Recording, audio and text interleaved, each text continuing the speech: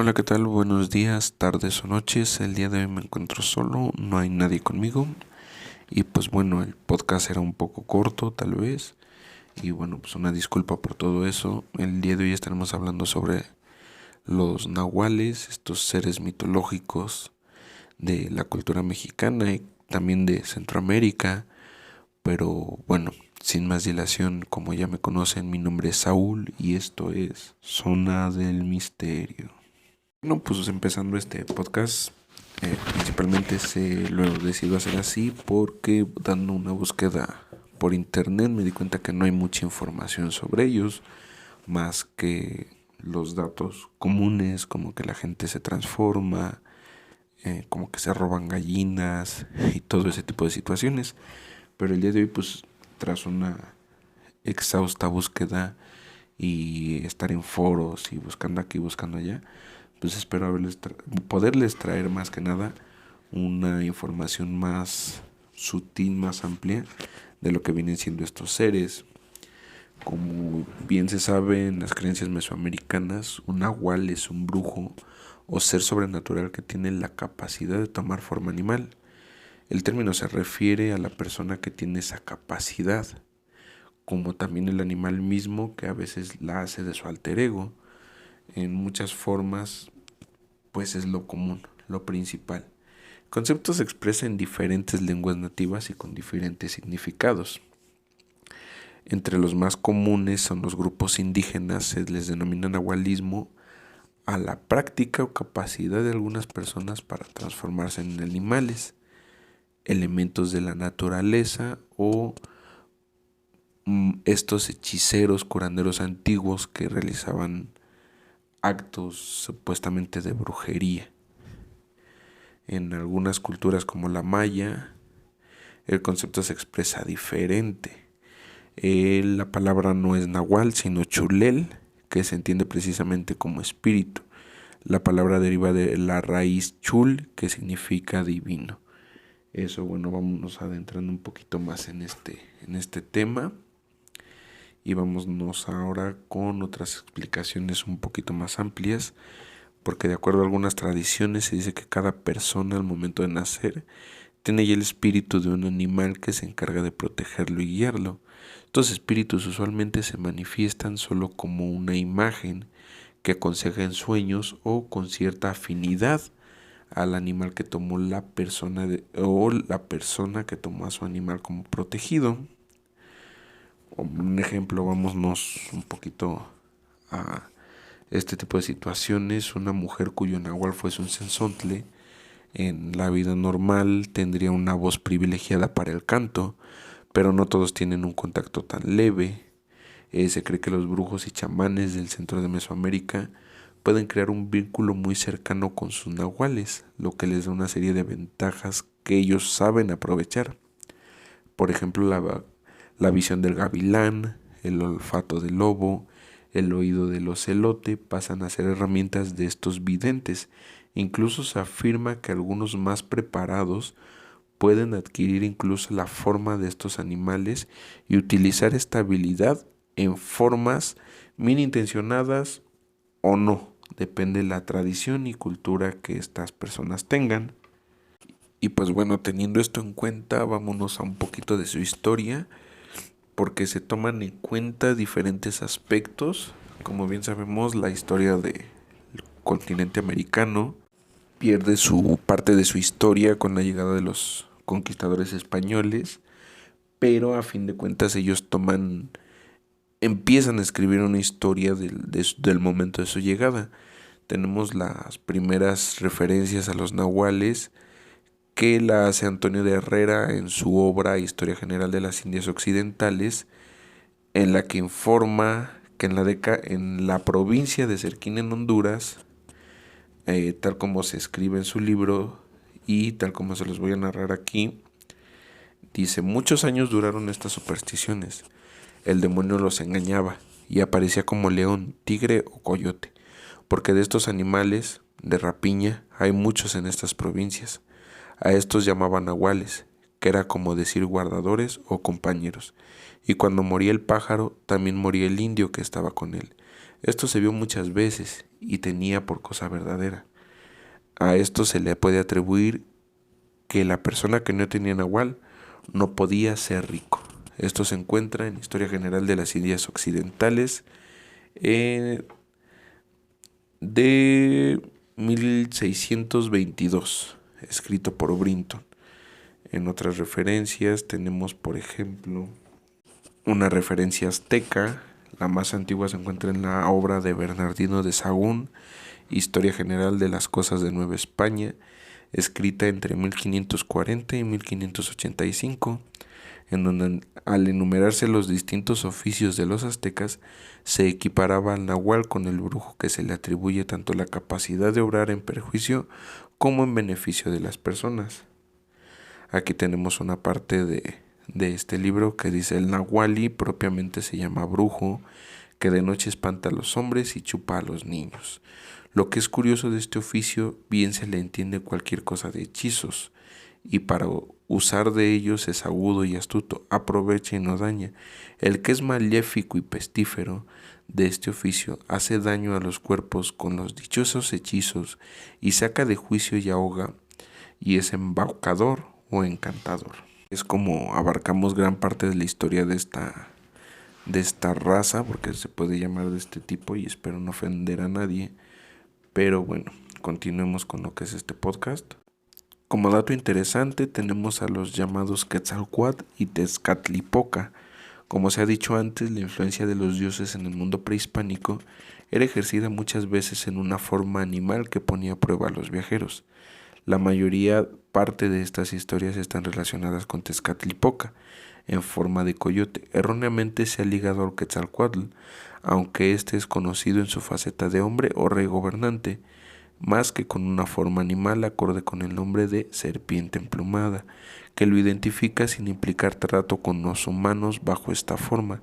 El coyote es, a su vez, y según Louret Sellón, la forma que toma Quetzalcóatl en su recorrido subterráneo. Hablándoles un poquito más del tema de los nahuales, hace poco estaba investigando, escuchando de ciertos podcasts también, que estos seres se transforman de forma... No se transforman, es más como una herencia que viene de familia y va nutriéndose. Los padres lo comparten a los hijos, las madres a las hijas, y se va heredando. Asimismo, los animales que estas personas los acompañan se van ayudando de ciertas cosas para interactuar con ellos. El proceso pues es un proceso de enseñanza. Lo hablábamos hace unos días en el video que subimos con Julio, que pues a fin de cuentas el proceso requiere una enseñanza, y a veces pues las enseñanzas no salen bien, y por ende se lleva que el nuevo nahual o persona cambiante pues consuma a la persona que le está enseñando. En este caso pueden ser sus padres. En unos casos puede salir todo bien y no puede verse afectada ninguna de las dos partes, o en otras ocasiones lo abandonan en el proceso de transmutación de hombre a bestia y pierde el control de sus facultades, y va adquiriendo habilidades dentro de su cuerpo conforme va pasando el tiempo. A fin de cuentas pues es una práctica, y van practicando hasta que por fin logran dominar a esta bestia.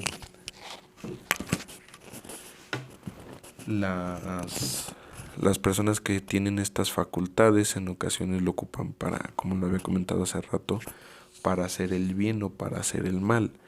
Algunos lo ocupan para hacer limpias, para hacer curanderos prehispánicos, curanderos hierberos, gente espero no afectar, gente de pueblo que hace este tipo de rituales para ayudar a su comunidad. Pero también hay personas que no solo hacen eso, agarran y dicen, bueno, pues de este momento me gustó el ganado de mi vecino, pues vamos a empezar a tomar este ganado para enriquecerme a mí, o no animales, sino personas también, una modalidad algo extraña de secuestro, de enriquecimiento ilícito, porque pues, a fin de cuentas si ya están robando animales, secuestrando personas, por así decirlo, pues no creo que no se tienten el corazón para pues, robar dinero. Y siendo que en estado animal, pues les es más fácil. Leyendo, investigando todo esto, en ocasiones los primeros registros de la creencia del nahualismo por parte de los cazadores españoles era que mataban al animal, o sea, ellos salían de caza, se encontraban con ciertos animales, digamos un coyote, le disparaban y lo dejaban porque pues, no eran animales comestibles. Al día siguiente regresaban por la misma zona y no encontraban al coyote, encontraban el cuerpo de una persona. Entonces, esos son los primeros vestigios que se tiene del nahualismo en México y bueno, me imagino en toda la región de Centroamérica, porque no es únicamente de México. Estamos hablando que este tipo de animales también vienen muy arraigados en las culturas norteamericanas, donde también había gente que se podía transformar. Son temas muy bonitos, bueno, bonitos en el sentido de que uno puede pasar horas y horas leyendo acerca de estas criaturas y nunca se va a aburrir, pero también hay temas en los que sin duda te dejan sin más que pensar. Con la entrada del catolicismo a México, pues empezaron a buscar métodos para ahuyentar a estos seres y en algún punto llegó a pensarse que las semillas de mostaza, las cruces de palma, las cruces de ocote, el agua bendita, un sombrero de palma volteado, podían ahuyentar a estos seres. De ahí en cuenta, hay que tener en cuenta que pues no son seres que conozcan pues la religión católica, entonces son cosas que o no los van a ahuyentar o no los van a espantar. Eso es en alguna parte pues lo que la gente cree que los puede ahuyentar. No los van a matar con balas de plata, no son hombres lobo. Los mataban balas normales, de españoles, de plomo, pero la gente tiene esa creencia que son como hombres lobo. Ahora, si nos vamos un poquito más a Europa, pues los podemos encontrar como hombres lobo. Un poquito más oculta esa parte, pero importante porque eso quiere decir que no solo en América te encuentras a los nahuales, sino también se encuentran esparcidos por el mundo. En Japón tenemos el kitsune, que significa zorro. Es un animal que constituye un elemento importante en el folclore japonés, hasta el punto que dicha palabra se utiliza tradicionalmente para nombrar aquel espíritu del bosque con forma de zorro, cuya función clásica es la de proteger bosques y aldeas. Según la mitología japonesa, el zorro es un ser inteligente que posee habilidades mágicas, las cuales se van incrementando con la edad y la adquisición de conocimientos. Por lo demás, la edad y la sabiduría y el poder de un kitsune son también mayores a medida que aumenta el número de colas, siendo el más poderoso el kitsune de 9 colas. La información parecerá que la estoy leyendo, pero es que la estoy leyendo en Wikipedia porque no me había dado cuenta que un kitsune está muy arraigado con lo que les comentaba de los nahuales. Conforme van adquiriendo nuevas habilidades, nuevos conocimientos, van aprendiendo a domesticar a la bestia interior de ellos y con esto van aprendiendo a domarlo, a manipularlo, a usarlo. Aunque normalmente la kitsune se encuentra como una mujer joven y hermosa en algunos cuentos tradicionales y en general en el el kitsune se desenvuelve como un ser que aprovecha su metamorfosis para hacer travesuras con las personas. En otras ocasiones el animal desempeña funciones de fiel guardián, amiga, amante o esposa. Y bueno, pues así nos encontramos con este misterioso nahual japonés que pues desempeña funciones como fiel, amiga, guardián, amante o esposa. Y pues bueno, esto es lo que principalmente nos encontramos como un nahual en México. La diferencia es que, bueno, no en México, en América, nos encontramos con ellos que no únicamente son mujeres, sino también hombres que han ido aprendiendo todo esto desde jóvenes. Cosa muy importante ahorita que estaba leyendo, viendo acerca de los hombres lobo también, es que los hombres lobo y los kitsune y los nahuales en sus primeras transformaciones necesitan de la luna llena para empezar esta transformación. El nahual lo hace ya a voluntad, no necesariamente puede ser en la noche, no necesariamente es en la noche, sino simplemente también en el día. Ellos toman estas funciones así de, pues con base en su aprendizaje. Los hombres lobo, como bien sabemos y como está muy en nuestra cultura, y necesitan de la luna llena para tomar esta forma de lobo, perdiendo el control. Obviamente estamos hablando que los hombres lobos son de la Edad Media, cuando por cualquier cosa pues allá te querían quemar en la hoguera. Entonces no era algo que aprendieran, que te enseñaran como lo es en la cultura japonesa o en la cultura americana, que te lo van enseñando, no allá simplemente eran así como, bueno, pues ya te convertiste en lobo en la luna llena, te convertiste en nahual en la luna llena, y pues no hay forma de poder ayudarte, únicamente tienes el diablo adentro y hay que quemarte. Así se veía allá como los mataban, o bueno, está la creencia popular de que eran asesinados por balas de plata, y que pues cualquier persona podía matarlos si tuviera balas de plata. El agua bendita sí los dañaba porque allá pues traían la cultura, la religión católica muy arraigada. Entonces la creencia popular es que pues una bala de plata con agua bendita lo va a matar más rápido, ¿no? Siendo todo esto lo que pues alcanzamos a recabar de información, porque es información muy extensa y a veces es imposible guardarla todo o saberla todo sin necesidad de estar leyendo. Pues creo que esta información le sería útil a alguna persona que quiera saber un poquito más de estas criaturas. Y bueno, pues sin más por el momento, les deseo que continúen con su día de una manera muy hermosa.